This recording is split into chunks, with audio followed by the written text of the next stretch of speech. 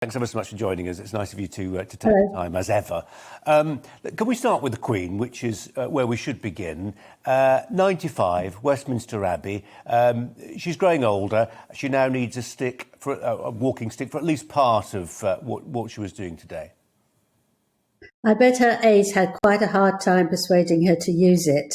And you could see her, it's like awkwardness. She had a bouquet in one arm and her ever-ready handbag on the other.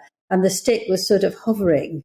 So I think it was an extra precaution. Apparently, it's a lot of cobbles and unsafe pavement to walk into Westminster Abbey at the moment. So she probably wore that, used that as a sort of comfort and to make sure that she would be safe. I don't think her aides didn't say that there was anything wrong with her legs or feet or anything, but just to be comfortable.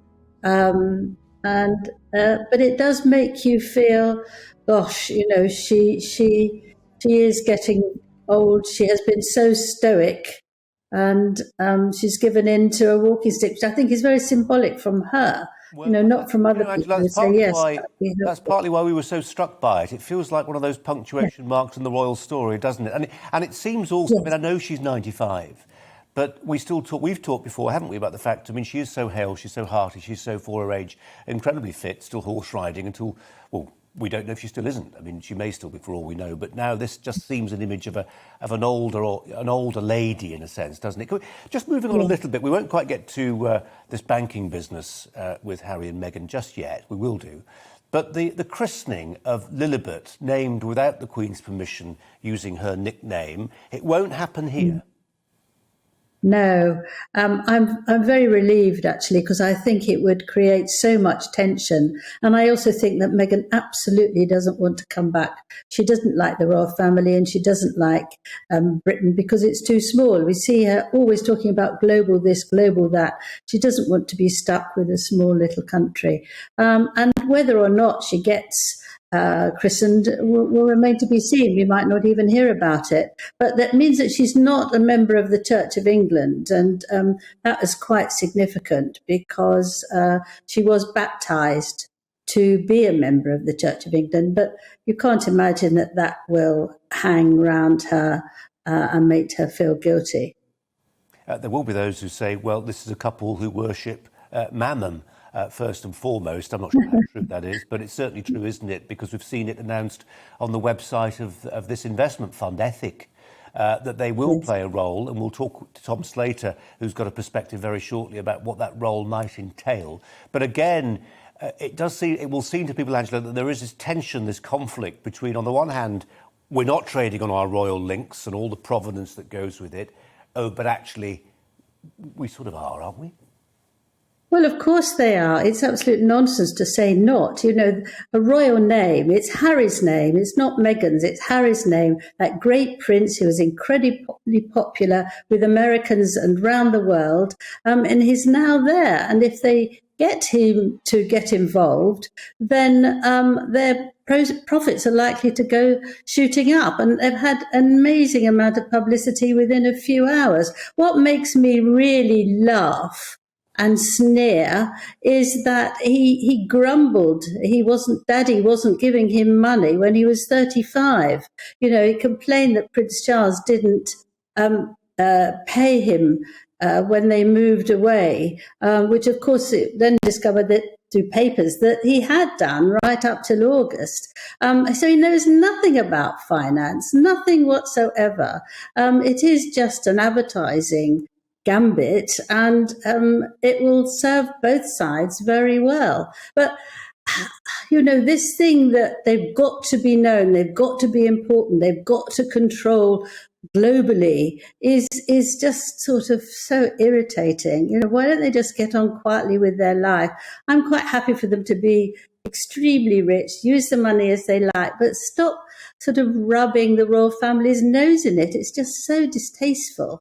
Then, Angela, what should we say to those people who will argue that you and I are going off at the deep end again, and actually we would have been amongst those carping a year and more ago, saying, well, why should the British taxpayer be on the hook for for the cottage that they had renovated and the protection, all the rest of it. They've gone out there into the world, they've severed their ties with Blighty, and they're making a living, which is what we were calling for all along.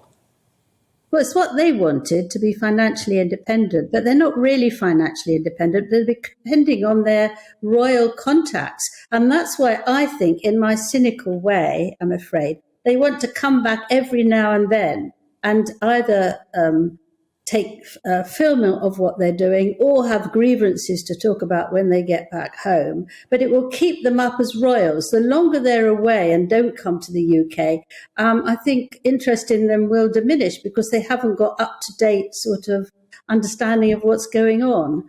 And I think that they're quite clever in that they want to keep one finger on the royal family in the UK. That's probably all they think it deserves, so that they can be attached to companies that they know nothing about and can't give them anything. And they're not financiers, they're zero, but their names will help them do it and earn pots of money. Well, they're certainly showing one finger to the royal family, that's for sure. Angela Levin, self-confessed. Thanks very much indeed. Well, as promised, joining me, Tom Slater, editor of Spiked. Tom, thanks very much indeed for your time. Wokenomics, there's a terrific book doing the rounds at the moment by an American author looking at this whole concept. I know you've talked and written about it for a while, that many of our big corporations now like to cloak themselves in moral virtue and the pieties of social responsibility, but they're there still to make money, it seems.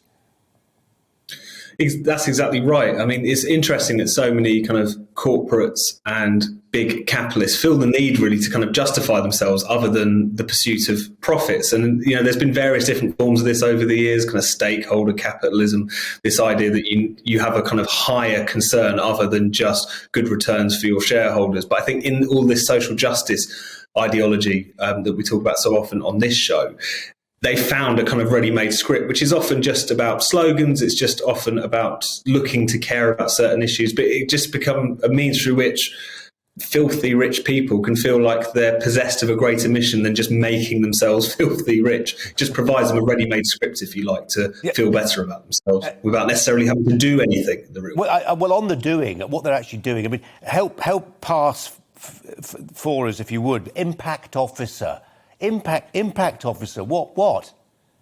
So this, as far as I know, is a relatively new phenomenon. So Harry and Meghan have become these impact partners at this particular ethical investments firm. But you're right in saying impact officers, because Harry already holds a position as chief impact officer at a firm called BetterUp, which, as far as I can tell, is a kind of Silicon Valley life coaching firm, effectively. So what they are is that they are the officer or the partner of a particular firm, which ensures through whatever means, I'm not 100% sure, that the company is being as ethical as possible, it's being as sustainable as possible, and it's being as diverse as possible. It's never entirely clear what actual responsibilities are involved in this. I think Harry and Meghan in many respects are just kind of woke corporate mascots. But again, it just shows how much money these firms are willing to plough in to just be seen to be virtuous on these issues, so much so that they reach for these recognisably woke characters in order to help create that image, I guess. Can we just maybe unpick it a little bit? This idea, I mean, OK, here's an ethical investment fund saying we're not going to invest in oil and guns and tobacco and all that stuff. We're going to go for companies which are responsible, you know, which have got good policies on race and gender and all that sort of stuff. Isn't part of the problem that we've seen that it becomes a sort of doom loop? Some might say virtuous circle. I would say doom loop. And you see it with organisations like Stonewall. We will give company X a kite mark. We'll approve it. We'll say it passes muster. It passes the test that we, an NGO, a charity, set. And we'll give it a kite mark. And if it ain't got that kite mark, then it's on the wrong side of the social responsibility divide and should be shunned and divested in, uninvested in. Isn't that what's going on here? There's definitely a huge part of that. I mean, it's trying to draw kind of moral distinctions between what is the right kind of firm to support and what is the wrong kind of firm to support. Obviously, people, you know, should be able to put their money wherever they want. I mean, ultimately, I think this is purely just about people feeling better about themselves.